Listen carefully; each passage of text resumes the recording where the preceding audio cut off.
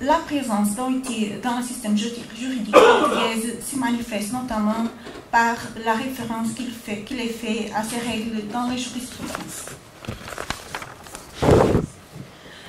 Cette participation a pour but de démontrer que l'OIT est bien présent dans la jurisprudence portugaise en mettant en évidence les décisions judiciaires récentes dans lesquelles l'OIT est cité comme critère pour encadrer la décision judiciaire adoptée. Il s'agira de voir comment la réalité jurisprudentielle prend en compte les règles d'OIT dans les décisions internes en liaison avec le droit interne, notamment le Code du travail et la Constitution de la République portugaise et le droit européen. Je vais suivre une approche pratique, c'est-à-dire tester l'utilisation de réglementation de l'OIT dans la décision du tribunal portugais, mais aussi je vais présenter une approche conceptuelle, la présence des réglementations de l'OIT dans le droit portugais, et je vais aussi suivre une approche institutionnelle avec la présentation des institutions publiques et syndicaux qui s'adressent à l'OIT en Portugal. Mon but, c'est de conclure sur la cohérence ou la divergence éventuelle entre le droit dans les livres et le droit en action,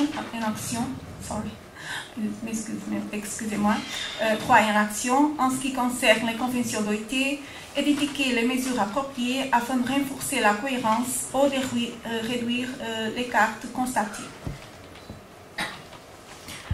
Comme tous nous savons, la Constitution d'OIT date de 1919 et a été modifiée après la Seconde Guerre mondiale. Le Portugal a intervenu dans ces deux moments historiques et, entre-temps, a ratifié des dizaines de conventions OIT. Du point de vue légal, le Code du travail portugais, avec ses 566 articles, fait seulement une référence à l'OIT, comme il inclut dans la définition de législation du travail l'approbation de la ratification des conventions de l'OIT. C'est-à-dire, article 416,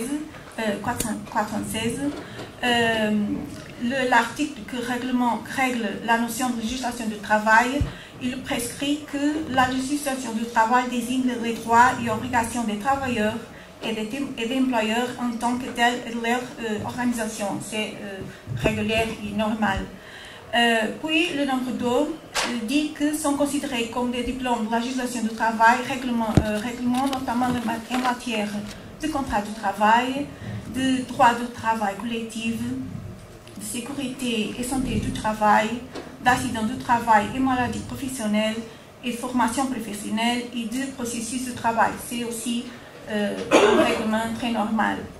Le numéro 3, finalement, dit que l'approbation et la ratification des conventions de l'Organisation internationale du travail est également considérée comme une question du droit du travail. Attention, ce n'est pas les conventions d'OIT qui sont droit du travail, c'est l'approbation de la ratification qui est matière de travail et non droit du travail. D'autre part, la loi générale du travail portugais dans les fonctions publiques ne fait aucune référence à l'OIT. Apparemment, c'est-à-dire que la loi portugaise n'est pas très propice à l'OIT, d'où nous obtenons une vision très pessimiste du présent et de l'avenir de l'OIT au Portugal.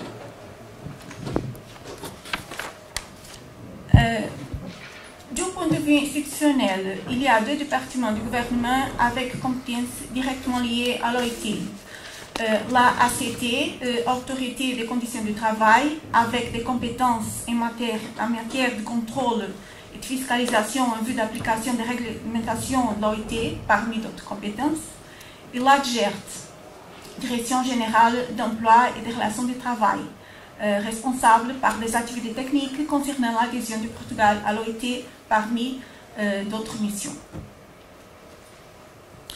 En Portugal, il y a aussi de grandes confédérations syndicales, c'est-à-dire la CGTP-IN, Confédération Générale des Travailleurs Portugais Intersyndicale. La CGTP-IN fait référence à l'OIT dans son programme d'action 2016-2020. L'OGT, Union Générale des Travailleurs, fait référence à l'OIT dans ses statuts. En ce qui concerne la jurisprudence portugaise, j'ai fait une recherche de décisions récentes concernant les années de 2016 à 2019.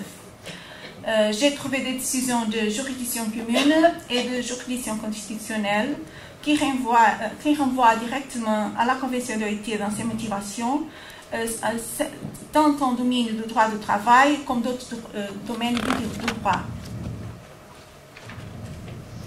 Dans le cours d'appel de la juridiction commune, j'ai trouvé des décisions concernant questions comme le repos hebdomadaire, la différence entre employés dépendants et travailleurs indépendants, ou la mendicité comme forme de travail forcé. Ça est une question de droit pénal.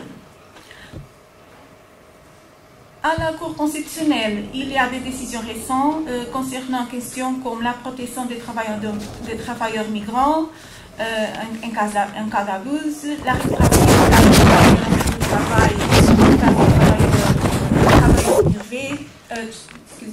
des travailleurs publics et à propos du problème de santé et de la sécurité dans le travail. C'est-à-dire, en conclusion, qu'il y a une jurisprudence récente, diversifiée et innovatrice qui associe la réglementation de l'OIT.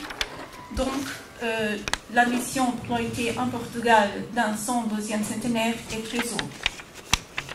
Merci à tous pour votre attention.